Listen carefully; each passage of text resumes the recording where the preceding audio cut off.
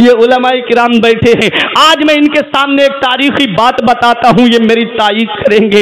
हजरत जुन्नून मिस्री एक अल्लाह के वली गुजरे हैं, इतने बड़े अल्लाह के वली कि जब आपका विसाल हुआ तो आसमान से ऐसे परिंदे जाहिर हुए, इससे पहले वो परिंदे कभी नहीं देखे गए थे। पूरे जनाजे को परिंदों ने साया कर दिया, और जब आपका विसाल हुआ तब लोगों ने जाना कि ये कितनी बड़ी अजमत वाले थे, कितनी बड़ी शान वाले थे। हजरत जुन्नून मिस्री कहते हैं, मेरे लिए 10 साल तक आसमान से दस्तरख्वान उतरता रहा। सुभान अल्लाह। 10 साल तक वाह।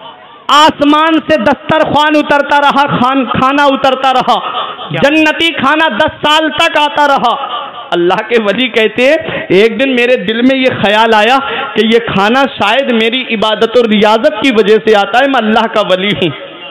जब ये सोचा, 10 साल के बाद जब उनकी बेटी का इंतकाल हो गया, अल्लाह, तो खाना आना बंद हो गया, अल्लाह अकबर, अल्लाह, दस्तरख्वान उतरना बंद हो गया।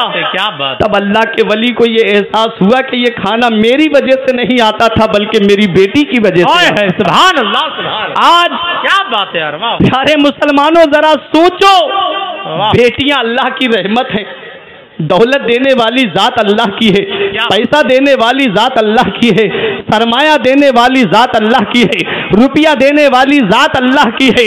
बेटों को भी उसी ने पैदा किया है, बेटियों का नसीब भी अल्लाह ने लिखा है। रब कुरान में फरमाता है, वला तक़्तुलू औलादकुम मिन खशियत इमलाक नहनु नर्ज़ुकुकुम व इय्याहुम। रब इरशाद फरमाता है, अपनी औलाद को गरीबी के डर से कत्ल मत करो, हम तुम्हें भी रोजी देते हैं और उसे भी रोजी देते हैं। पता चला रोजी देने वाली जात अल्लाह की है और पेट भरने वाली जात अल्लाह की है।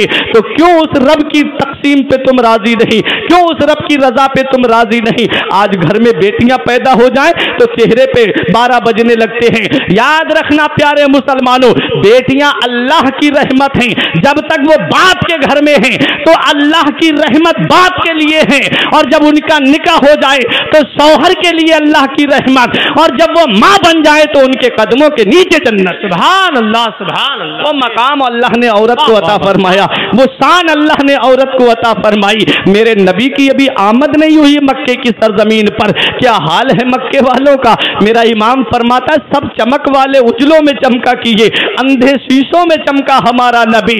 सब चमक वाले उजलों में, एक पैगंबर दूसरे पैगंबर की चमक में काम करता रहा, एक पैगंबर दूसरे पैगंबर की रोशनी में काम करता रहा। हजरत ईसा अलैहिस्सलाम और मेरे आका की विलादत के दरमियान 570 साल का फासला गुजर गया।